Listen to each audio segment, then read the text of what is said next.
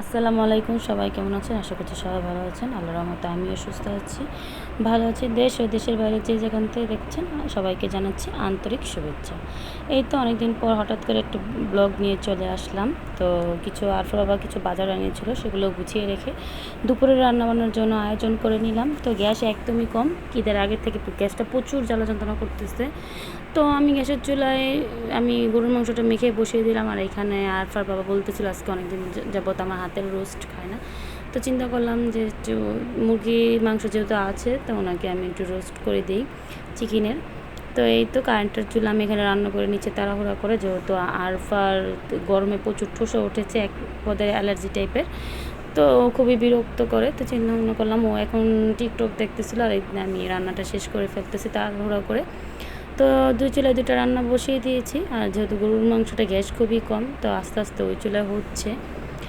তো আমি এখানে পেঁয়াজের বেরেস্তাটা করে নিলাম, আর সামান্য আদা রসুন বাটা দিয়ে দিলাম, আর সামান্য পরিমাণ পানি দিলাম। তারপর আমি প্যাকেটের মশলা ব্যবহার করব, আর সামান্য কিছু আমি এখানে মরিচের গুঁড়ো দিলাম।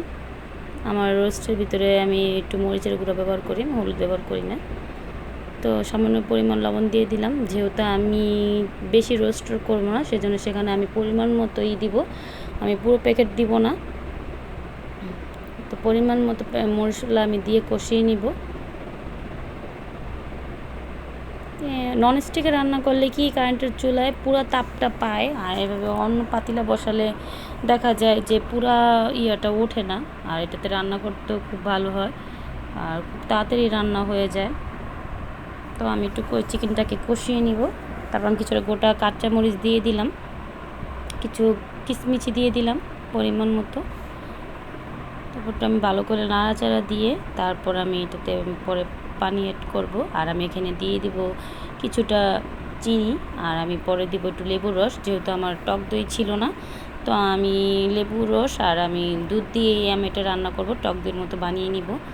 আর আমি কিছুটা ব্যালেন্স রাখার জন্য কিছুটা লেবু অ্যাড করেছিলাম। ভালো করে আমি এখন কষিয়ে নিব। ঠান্ডায় কতদিন ধরে আমার গলাটা একদম বসে গেছে গ্রামের বাসায় যেয়ে।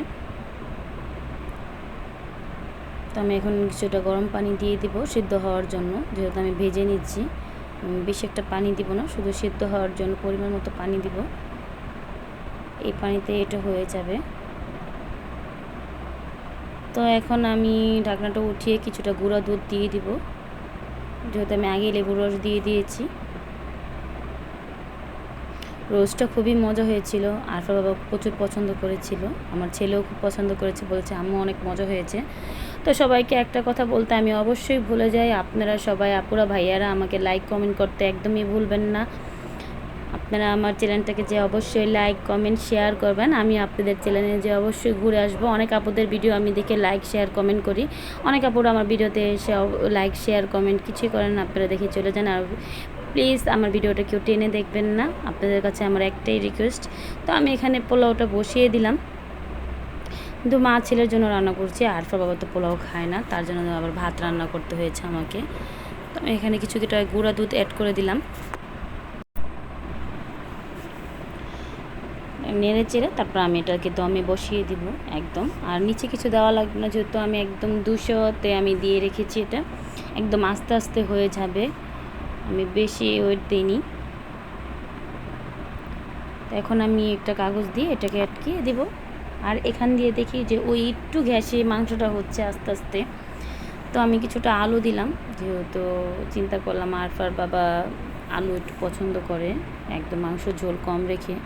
আর আমি এখানে কিছুটা কাঁঠালের বিচি দিব, যে আমি সকালবেলা পরিষ্কার করে সিদ্ধ করে কিছুটা রেখে দিয়েছি, আর এখানে কিছু আমি দিলাম। তো আজকের এই যে পোলাওটা এখানে হয়ে গেছে, আজকে বেশি কিছু তেমন রান্না করিনি। এখন আমি একটু গরম পানি দিয়ে, আর আমি কারেন্টের চুলায় বসিয়ে দিয়েছি, যেহেতু ওই চুলায় আমি গরম পানি বসিয়ে দিয়েছি ভাতের জন্য। তো এই তো ছেলে বলতেছে আম্মু ক্ষুধা লাগতেছে, তারপর বাবা এখনো আসেনি, আমি খাবারগুলো তো ওই তো ছেলেকে খাবার দিয়ে দিচ্ছি। তো বলতেছে আম্মু আমাকে বড়টা দিবা, তো রোস্ট, তো ওর জন্য তো লেগ খাবে না, তার জন্য ওকে আমি শিঙাল মাংসটাই দিলাম, তো পছন্দ করে, তো খুব পছন্দ করেছে। আজকের রান্নাটাও খুব মজা হয়েছে। তো অনেক দিন যাবত তো গ্রামের বাসায় গিয়েছিলাম, তো ওখানে খাওয়া দাওয়া করেছি বিয়ের পর। তো বাসায় এসে আর রান্না বান্না তেমন একটা হয়নি। তো বিকালবেলা সন্ধ্যা হয়ে গেছে, তারপর বলতেছিল চলো তোমাদের একটু বাহিরে নিয়ে যাই।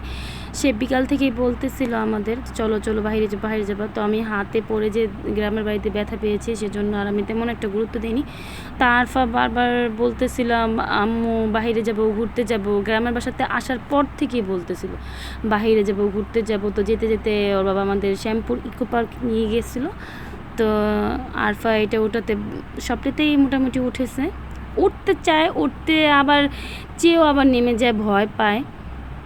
এই তো প্লেইং ওর ভাইয়ের সাথে উঠেছে। তো আমি এখান থেকে কিছুটা ভিডিও করে নিচ্ছি, ভিতরে আনন্দ করতেছে সবাই। আমার মেয়ের জন্য একটু দেওয়া করবেন, গরমে এক পদের ঠোসা পড়ছে পুরো মাথায়, তো খুবই বিরক্ত করে। ডাক্তার দেখাইছি স্কিনের, তো প্রচুর ওষুধ দিছে, খাওয়াচ্ছি। সবাই একটু আমার মেয়ের জন্য দোয়া করবেন। আমার মেয়েটা অসুস্থ, অ্যান্টিবায়োটিক খেতে খেতে আমার মেয়েটা প্রচুর শুকিয়ে গেছে। এখন আবার ওর চুল ফালাই দিতে হবে মাথার জন্য, মাথায় ঠোসা পড়ার জন্য প্রচুর ঠোসা উঠেছে, একটার পর একটা উঠতেই আছে। সবাই আমার মেয়ের জন্য দোয়া করবেন। এই তো আমার মেয়ে বলতেছিল ঘোড়া উঠবে, যে উঠাইছে ওর বাবা, তারপর আবার ভয় পাইতেছে। যেটাই উঠতে চায়, উঠে আবার ভয় পায়। পরে ওর বাবা কী করবে, ওর মেয়েকে ওই যে বসার ইয়া আছে ওটার ভিতরে যে ইয়ামিনের আব্বু পরে আবার বসেছে। পরে আবার ইয়ামিনের বাবা বলতেছে আসো তোমাদের এই যে এটা গলিয়ার ভিতরে বসে, এটার নাম আমি তো সঠিক জানি না। পরে আরফাকে নিয়ে ইয়ামিনকে নিয়ে একটু বসলাম, বললাম তুমি আসো, বলতেছে না তোমরা ওঠো, আমি একটু ভিডিও করি তোমাদের। তো খুব স্লো চলতেছিল, মনে হচ্ছে যে আমি বসে আছি আর আমাকে কেউ ঘোরাচ্ছে এরকম। তো ছেলে মেয়েদের জন্য ছোটো ছোটো কিছু জিনিসে উঠতে হয়। এটাতে আরফা বলতেছে এই রাইডারটা কি তুমি উঠবা, আমি কি না এটা দেখলেই আমার মাথা ঘোরায়। তো আর ইয়ামিনের বাবা আবার ইয়ামিনের এখানে রেখে সেলফি তুলতেছিল। তো আমি বলতেছি এখান থেকে সরো, এটাকে দেখলে আমার ভয় লাগে। বলতেছে ঠিকই বলছো।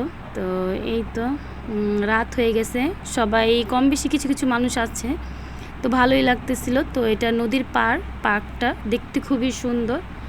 তো অন্যদিন একবার আমি বিকালে আসলে আপনাদের সাথে অবশ্যই পুরো ইয়াটা শেয়ার করব। তো আজকে যেহেতু রাত হয়ে গেছে পুরো ইয়াটা শেয়ার করতে পারিনি। ইয়ামিন বলতেছে আম্মু আমি এটাতে উঠবো, আরফা বলতেছে তুমি ওঠো। আমি কই না, এটা কেমন ঘুরে, আমার মাথা ঘুরাবে।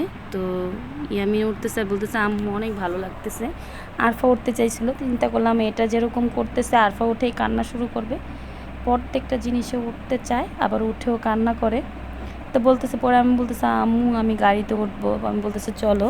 তো আরফাকে উঠাতে চেয়েছিলাম, আরফা ভয়ে নেমে গেছে। ইয়ামিন প্রচুর আনন্দ করতেছে, তো ওদের জন্যই আসা। আরফা দেখে খুব খুশি হয়েছে। পরে আরফা বলতেছে এখানে কিছু আসার পর কেনাকাটা করলাম, তো সেগুলো আপনাদের সাথে আমি নেক্সট ভিডিওতে শেয়ার করব। তো আজকে এই পর্যন্তই, সবাই ভালো থাকবেন, সুস্থ থাকবেন, আল্লাহ হাফেজ।